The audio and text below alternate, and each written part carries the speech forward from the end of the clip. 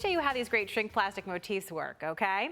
So you can see on my layout here, I have these super fun plastic little embellishments here. I think they're great. They're bright colors. They add dimension, lots of fun. But the thing is, this is a soft and romantic look. And yet, when you look at the card is clearly Christmas.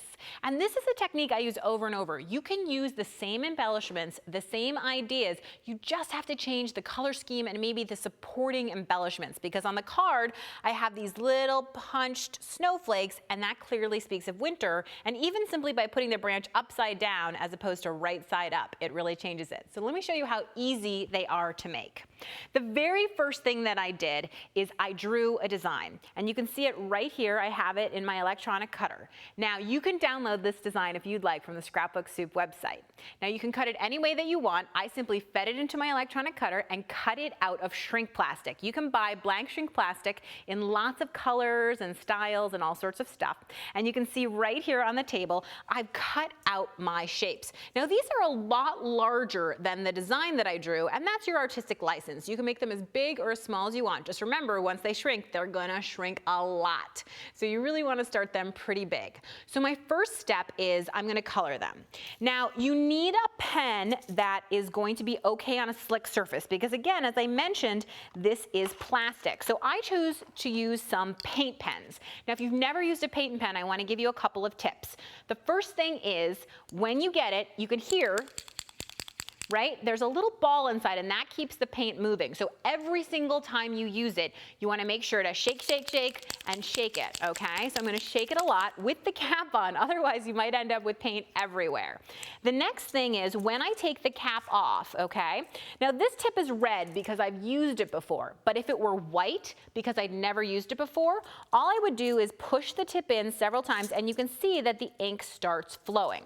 Because again, it's paint in there. So now I'm just going to color right into my slick surface here. And again, I think something that's highly pigmented, that really gives you that nice opaque coverage, and of course something that doesn't bead up on top of your shrink plastic, but actually just coats on, and you can see how nicely that goes right on top of the plastic like that. Now when I'm coloring, I like to do all of one color at the same time, but I think it's kind of like that great question about, do you put on a sock and then a shoe, or do you put on two socks and then a shoe? Everyone is a little bit different when it comes to that. So I do color in everything red and then go to my green. But if you feel like your brain works a different way and you want to color in some different things, then rock on. That sounds like a great idea. So for the sake of time, I'm just going to go ahead and grab my green marker. Now I know the question that you're asking yourself. You're wondering, hey, if this is wet, is it okay to put the next color up against it? The answer is, it depends on what you want. I don't care a lot about the color mixing. I'm kind of fly by the seat of my pants girl when it comes to color. So I'm going to go ahead and color right up against that. If you are a person who minds, then just wait a moment for it to dry, and then you have no worries about the colors blending. The other thing is, you'll notice that I'm working on a piece of tin foil here. And the reason for that is simply because I don't want to get my table all covered, because these are permanent markers. They are really, really, really permanent.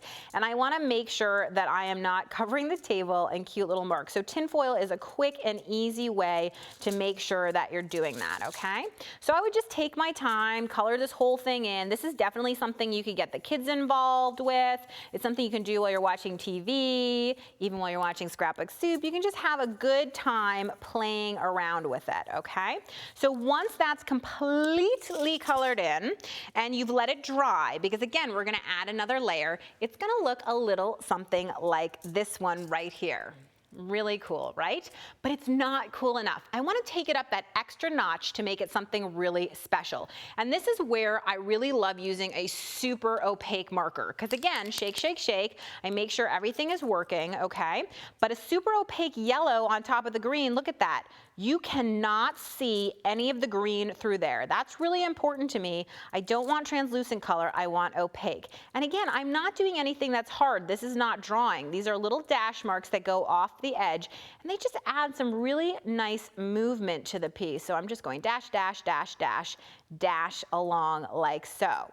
But wait, of course, you have to do something a little bit more. So now I'm gonna take another paint marker in a slightly smaller tip width, and what I'm gonna do is I'm gonna go ahead and I'm just gonna add some little dots right around here. Because again, detail, and this is true of doodling or creating of any kind, it's the tiny little details that make the biggest difference and really make your project special, unique, and stand out because you took that extra 5 or 10 minutes to really just add a little bit more of yourself to it, okay?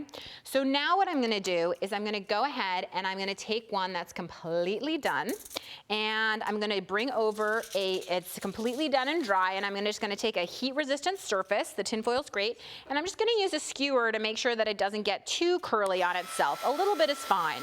And then I'm using just a heat gun, something that's really, really hot, that's gonna go ahead and melt this plastic right up. And you can see it just starts to curl, and it's like a crazy thing that's alive, and it might stick to itself, which is totally fine with me. It's an organic shape, and I like that organicness of it.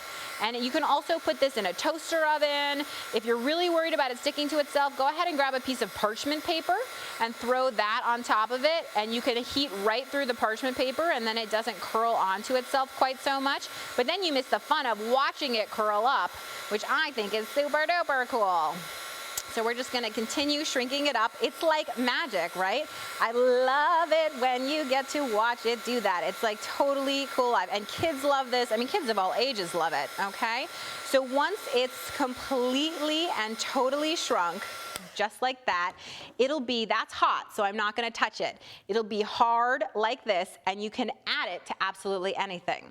So here's one more tip that I wanna give you, okay? You'll notice on the layout that I use these really cute gold alphabets, but the way they started out was just like this. They were a different color. But a paint pen, an opaque paint pen, makes it super easy to just color over whatever you had there, okay? And make it uniquely your own. And you can see how cool this gold paint pen just goes right over the top of that. And this is a great way to take all sorts of leftover alphabets, different colors, different fonts, and make them all match. So let's take one quick look back at the layout and back at this cute dimensional shrink plastic embellishment. I think it's totally awesome.